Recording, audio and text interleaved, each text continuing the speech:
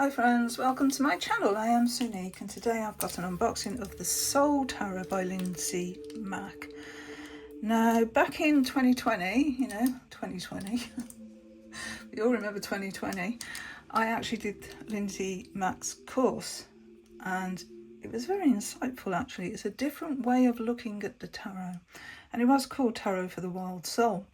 Lindsay's got a very different view of tarot than the one that we would normally think about really. It's more person-centered and it's a course that I really enjoyed and really opened up my understanding of different ways to work with tarot. Now the deck that Lindsay referenced as we went through that course was Tarot of the Holy Spectrum, and at the time I couldn't afford to get that deck. It wasn't available really easily available for me in the UK, but since then I have got it and there's been lots of walkthroughs of it. It's a beautiful deck and my understanding is that it was Lindsay's partner that created that deck, and so it made sense for Lindsay to actually reference that deck as we went through the course. So what I'd like to do actually is go back through that course now that I do have that deck and see how I've developed since 2020. So that's that's 6 years ago, isn't it? And it was around this time because I was listening to it as I was walking each day. We were allowed to walk the dogs, weren't we? So that's what I was doing in 2020. I was listening to Lindsay Mack and I was also listening to Fortune's Wheelhouse podcast. But now Lindsay's collaborated with an illustrator called Chelsea Granger, I think that might be how it's pronounced, but don't quote me, on this Soul Tarot, a deck and guidebook for healing and self-discovery. Now there is a book that goes along with this, but I've ordered it, but it's going to take another couple of weeks to come here. I don't know if I think it's a pre-order actually, which might explain it, but I thought I'd go ahead and get the deck and have a look at the deck beforehand, because it comes with its own guidebook. And this is by RP Studio. These are the sides. So let's have a little look what it says on the back here. A transformative tarot deck for navigating life's seasons.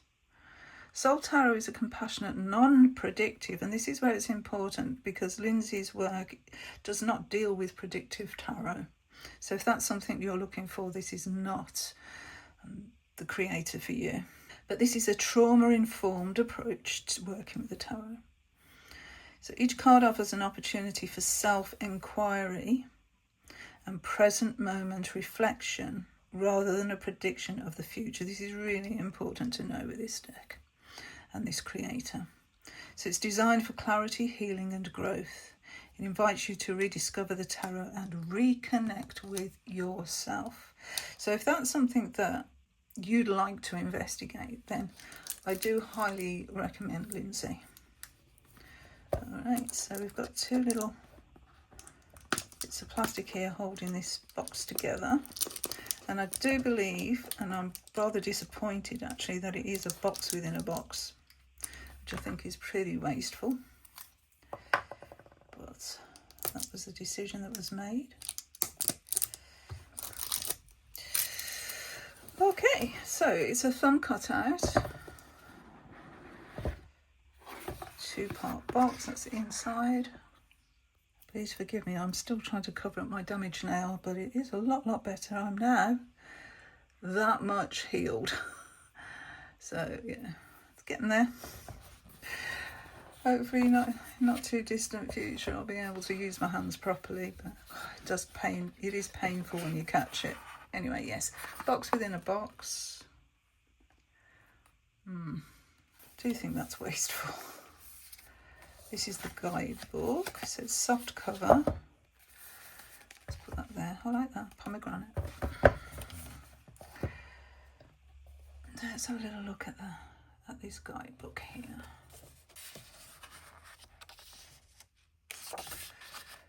So yeah, 2026 we have an introduction. How to use a deck, Soul Tarot prompts and spreads, tarot anchoring. And Lindsay talks a lot about anchoring in. Here's the majors and the minors and the clock cards, and none of them have been renamed in this deck. So here's the introduction. this cauldron. Wow. It's like pomegranate from the box here.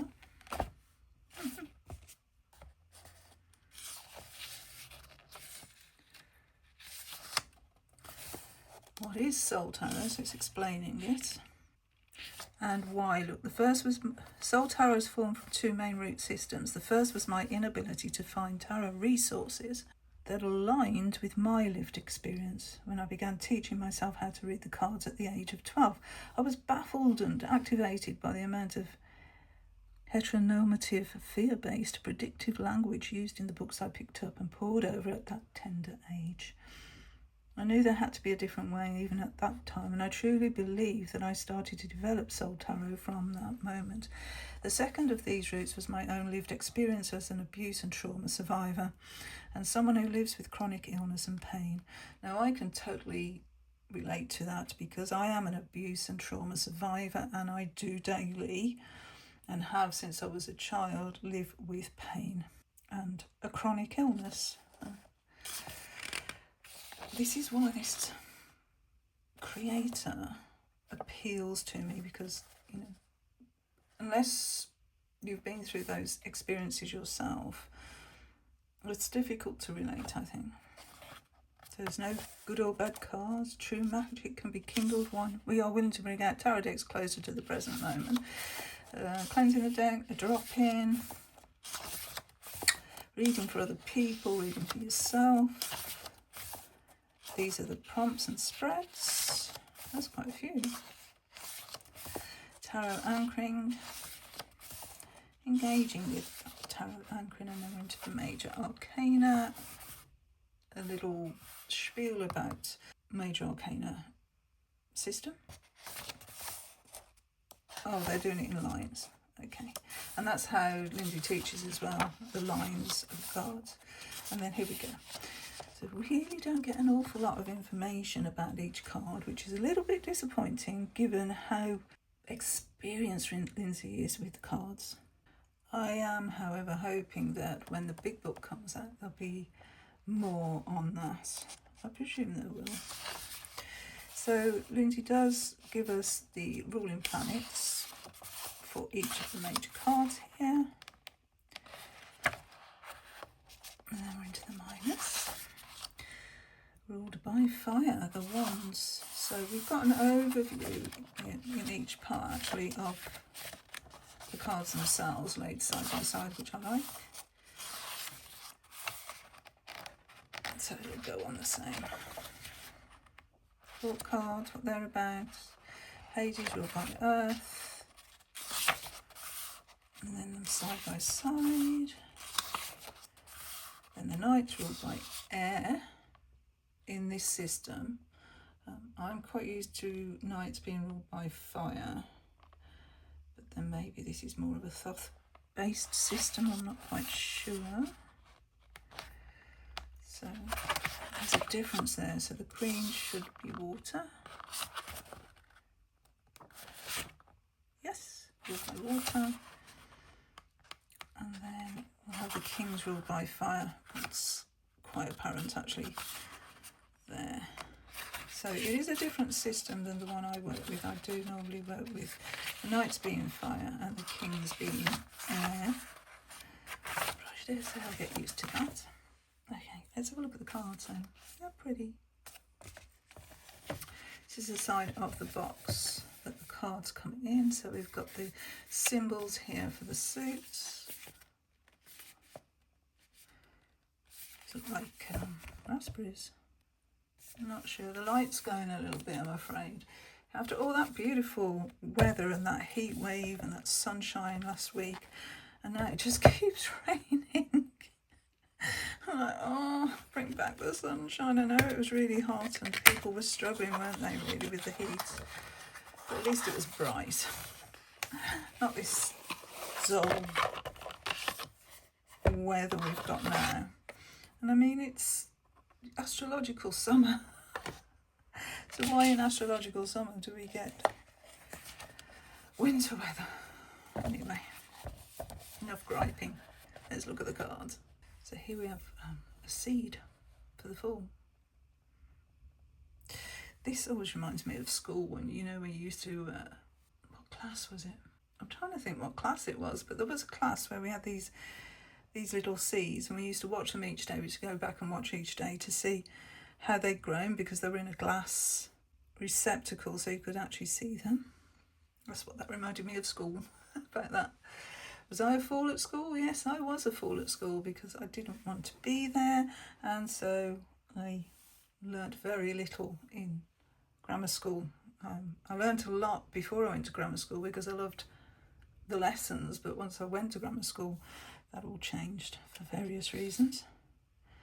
So yeah, I reckon I was a bit of a fool because I didn't make the most of that opportunity. These are backs.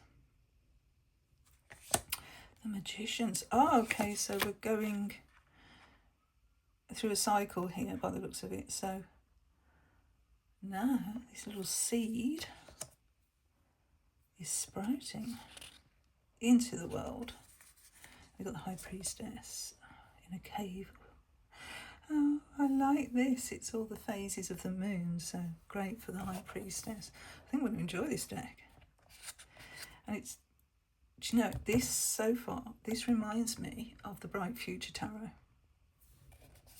Oh, it really does. The Empress. So the Empress's associations there with fruit and flowers and growth. And let's see what the Emperor's doing. This cardstock is the same as the Bright Future Tarot. One of my favourite decks, the Bright Future, is the Emperor. It's a whale. I presume it's a whale. Yes, it's a blue whale. You are here on purpose and have so much to share with the world. An invitation to embody the sacred blue whale, the old growth sequoia, the vastness of the sky and the mountains, a call to come forward and unapologetically share our medicine and gifts in an aligned and respectful way. Very short entries. Hierophant. This is going to be a very personal deck, isn't it? The Lovers. We've got 2 seasons there. Chariot. That's just breaking free from the egg. Ooh.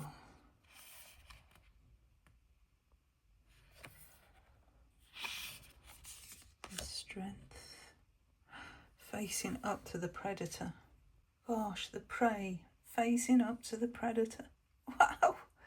That takes real strength, doesn't it, to face those that have traumatized us. Look them straight in the eye, and yet the owl will not look at its prey. That's so interesting. Hermit, oh, that's a shame. Just a lamp. We've got that in a few decks, haven't we? For now, in the still centre of all that chaos, finding that still centre. Justice. Balance. That's what justice is about, really, isn't it? We're trying to find balance. The tethered one instead of the hanged man. The last leaf, still holding on. It's time to let go, isn't it? And it's knowing when that time is to actually just let go. Death. So even though this log has been felled, or this tree has been felled and left this log, it's still found new life, nurtured new life. It's Temperance. Wow, look at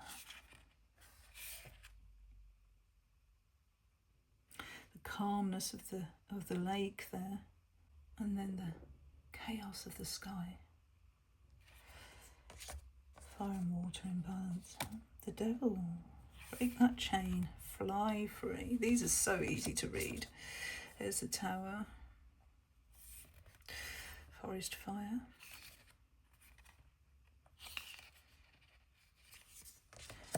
Oh, the star follows on from the... That's brilliant. The aftermath of the Tower. Wow. It's the moon. And the sun. And judgment. An eclipse. And the world. Lovely. Ace of Wands. So here we have the spark. This is like the Spacious Tarot. That's really like the Spacious Tarot, that too. But one spark lights another. Ooh, wow, look at these Three of Wands. That's a bridge. I don't think I'd want to walk across that bridge. That sort of reminds me of the Osho Zen, where there's a figure flying from one side to the other, confident that they'll make it. The Three of Wands here, well, there's no guarantees, is there? You can try, but it's not a guaranteed passage. I mean, especially there. I don't know how you get across that little bit there. What it says for the Three of Wands, I'm really intrigued with this one. When Three of Wands shows up, we are typically on a cosmic half-finished bridge. We've completed half of it and cannot go back the way we came. Oh, okay. The only option is to move forward. We are building the other half of this bridge as we cross it, one plank at a time. Wow, this is so good. Trust in this transitional process. You're right where you need to be. Oh, so they're actually building the bridge as they go. Got all this energy here as well, this in the chasm. Four of Wands. They do look like raspberries, but I might be wrong. Here's the Five, so we're going back to this motif we found in the Two of Wands. Find it. Sort of reminds me of the Maggie's, I can never say it under their name, Styfader deck. It goes along with the books. The Ravens Boys books. Six of Wands, and we're still having that motif there. Oh, this is beautiful. And the Seven. Okay, so going through the same energy here. Then we've got the Eight, the Nine, a little bit different,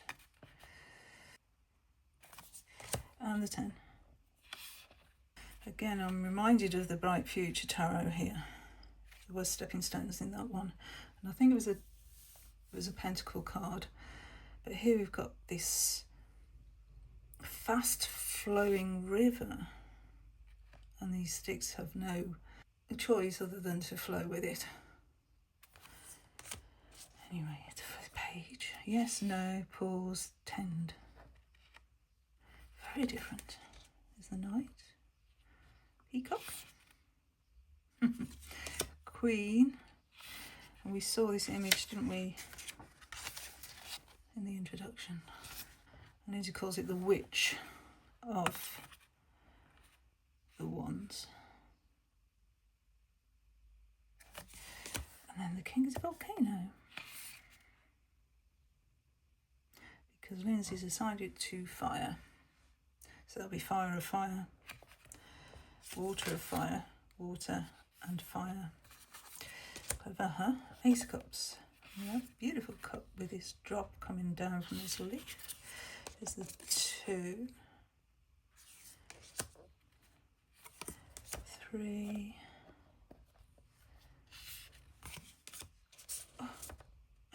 Beautiful sloth. 4. So you've got 1, 2, 3, 4 cups there. I like that. 5.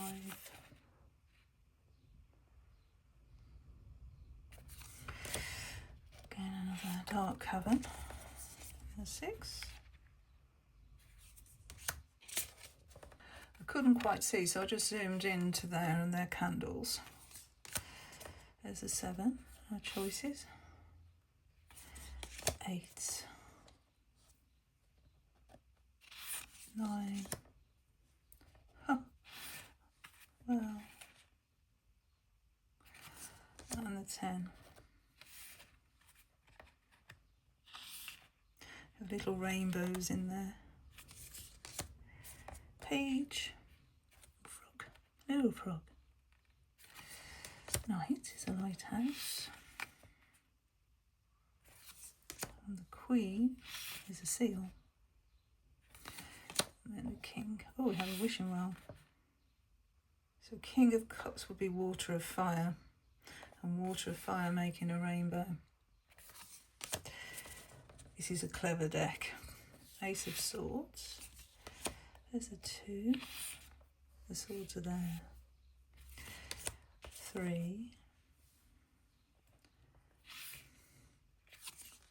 4. At the moment over in Dawlish, they have black swans in Dawlish, and they've got cygnets. They're all starting to walk and get quite big now. I've been watching their progress. Beautiful. There's the 5, the split tree, and the nest is over here. It's fallen out of the tree. There's the 6. High above this storm here, the lightning. 7. Actually, the red thread has gone through this needle. That's interesting. 7 of Swords. 7 of Swords can show up when it feels like we're a little divided, energetically speaking. We might feel torn between our obligations and our longings, the latter of which can feel just out of reach. Oh, that is so identifiable, isn't it? The key to working with this card is to be present with the things that are here now, while holding a space of hope and desire for the things that we just cannot quite seem to connect with or infuse into our lives. 7 of Swords invites us to be patient and hold the vision, to trust that we are enough as we are right now. Brilliant writing, isn't it?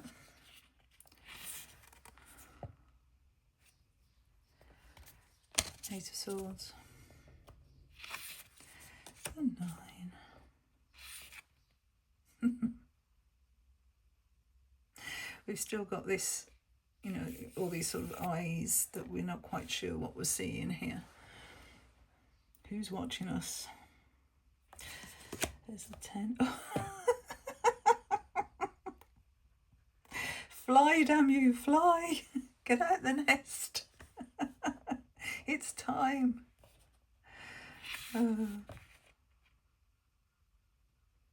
Sometimes we need encouragement, don't we, to go out and achieve all that we can be. Oh, that reminds me, being up on Bodmin Moor last week, and the mares had their foals. I'll link to the video, actually. It's at the end of the video when I went to the Beryl Cook exhibition. We drove back along Bodmin Moor. Yeah, and the foals were there with their mares. It was delightful. Knight of Swords, wow. Well, that's definitely air of air, isn't it? Queen. It'll be water of air. I like the way that the elements have been baked into the images. There's the king holding at the moon. Okay, so Pentacles, again we're going back to this that we had in the fall, a germinating seed. I think this is a flower and that's a vegetable, so there is a little bit of a difference there. There's a 2. Oh no, they're daffodils, I think. I'm not a botanist. Oh, that's 3. Oh, a lemniscate there. I've got butterflies there. So yeah, they are daffodils. Look at a worm. That's brilliant. And I really like this, actually, when you think about it. So, hold on. Let's look at this as a trio. I think this is amazing. So we start off with the bulb taking root and starting to sprout. Then we've got this connection to another one. Look at the pentacles in here as well. And it's just starting to flower now. But here, when we get to a 3, which is, yes, about growth, but also in the 3 of Pentacles, it's about collaboration, isn't it? And here we can see the collaboration. We need the worm, the bees, the butterflies. They're all needed in nature, so this process can carry on year after year after year. Oh, hiding, little moose, hiding from the predator. There's a 5. Very barren landscape. 6. These birds in the tree, they look quite big for that tree, don't you think? Love the poppies. The poppies are out at the moment. There's a field of wild poppies not far from where I am. I might try and get over there to photograph them. But it gets a bit crowded up there because everybody wants to take photographs of them because there's a whole field of them and they're just amazing. Back to those, well, they're strawberries, these, I think. Yeah, they're strawberries in the 7. There's the 8, and we've got the life cycle of a frog here. So from frog spawns to tadpoles, and this evolution into a frog. Don't you think that's amazing? You know, we talk about butterflies a lot and the way they evolve, but I think frogs are just as magical. To 9. And that, I think. The rest, a picnic and a good book by the river on a field. Lovely. Take me there now. 10 of Pentacles. We've got this harvest feeling here. All the good things that nature provides. There's a page. Looking for his North Star. Well rooted. The Knight. Well, there's determination.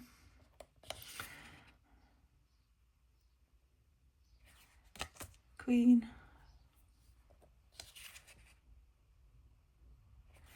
And the King. Okay, so that's the deck, and for I think the 3rd time I'm going to say it reminds me of the Bright Future Tarot. Oh, Bright Future Tarot is right here actually. I'm going to show you what I mean. I think this is out of print now, but this is by Saskia Lee, and I love this deck. But you might be able to see what I mean. They're not in order actually because I do use them. But look, it's the same sort of format there. And I'm going to quickly go through this deck. I'm not going to belabour it, but I will just quickly go through these cards. And I think you might be able to see just how they feel quite similar.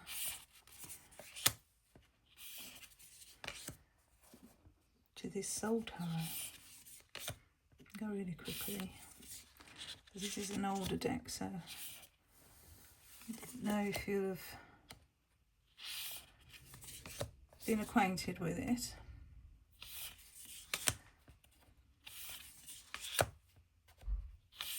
It's got that same sort of painterly feel, hasn't it?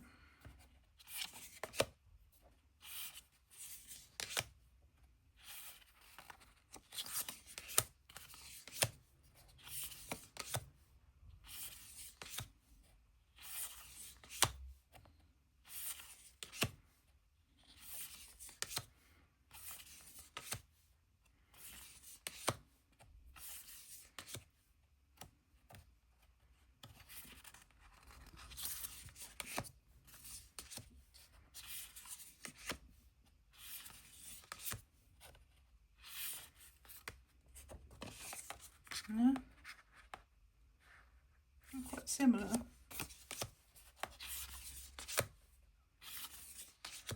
Look.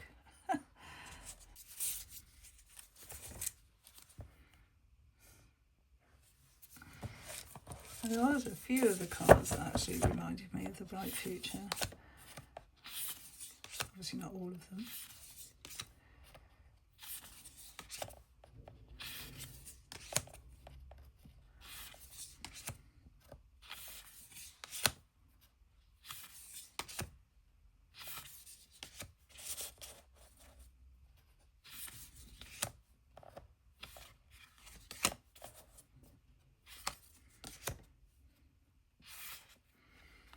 Has got that sort of same sort of art style.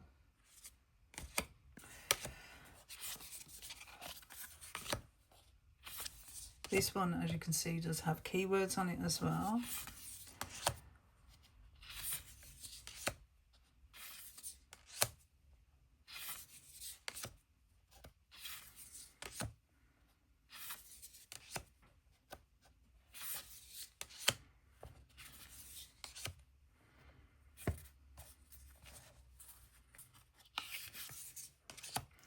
And this is another creator that doesn't really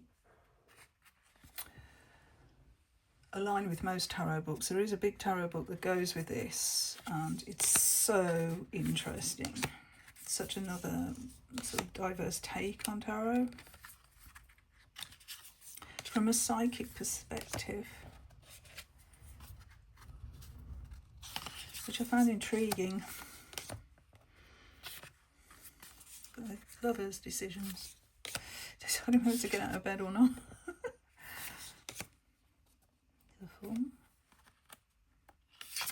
Trying to find. Oh, isn't that gorgeous? That. The Two of Swords.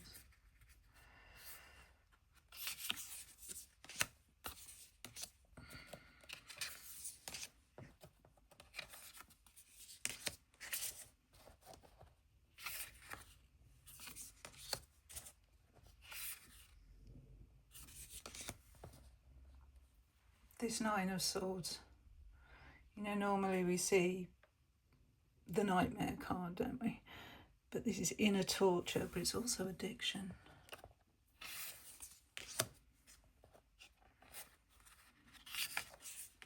There we go. Six of Pentacles. So in this deck it was a Wands, wasn't it? I think it was a 10. Let's have a look. Yeah, 10. So that really reminded me of that card. Love that Eight of Wands. Love it. So yeah, that's the Bright Future Tarot. Like I say, I'm pretty sure you would have a hard time getting this deck. It's very precious to me. Very precious one. It would never ever leave my collection because it's just so good. Anyway, back to the Soul Tarot. Well, I've read you a couple of entries from the guidebook to give you a taste of what it's all about. Let's draw a card. Shall we draw a card and see what the message is specifically for this walkthrough? So what message would you like to impart for us today? What wants to come forward and give us some insight? Some healing insight for the collective. Let's look. What do we have? Seven of Cups. So normally, like in the Rider-Waite-Smith, we would see a silhouetted figure down here looking up at the cups with something in each cup, a choice, something we could envision bringing into our lives. They're not there yet. It's in a cloud. It's not reality. It's fantasy at the moment. And if we look at these cups, they're not real, are they? They're sort of shimmery. They're sort of half-formed. It's like our half-formed desires. Do we really want this? Because there's energy that is needed to bring this into fruition. Where attention goes, that's when it grows, isn't it? You put your attention on something, then you can really focus on what you want. But here, the focus is blurred, the focus isn't there. And we've got like no clear path either. They're just half formed. You know, when you get sort of the magician energy, the magician brings these half-formed desires and wishes into existence. But here we haven't got to a magician state, have we, here? That's interesting. So that could be something to think about. Let's look at the guidebook. Seven of Cups, what does it say? Seven of Cups. When Seven of Cups shows up in a reading, it signifies that there are many paths in front of us, but none of them are exactly right. Whatever is next is still forming itself. because there are no clear steps right now. We are invited to trust in timing and keep dreaming about the possibilities. So that's the entry. So yeah, that is part of life really, isn't it? It's dreaming up what life could be for us. And that's all part of the creative process as well, isn't it? So what are you dreaming up? What is it in your life you'd like to have emotionally? What would emotionally fill your cup? Is it something you really want? Or is it just an idea? Something to think about. So that was the Soul Tarot from Lindsay Mack and illustrated by Chelsea, and I think it's Grandeur. A deck that I'm really actually going to enjoy. I wasn't too sure if I would, but now looking through it and realising how close it is to one of my favourite decks, namely the Bright Future Tarot, I'm going to really enjoy going through this and working with it over the next few weeks while I wait for the big guidebook. And it'll be interesting to see when I do get the big guidebook if I have a different opinion of the deck after forming my own connection to it. Until my next video, bye friends.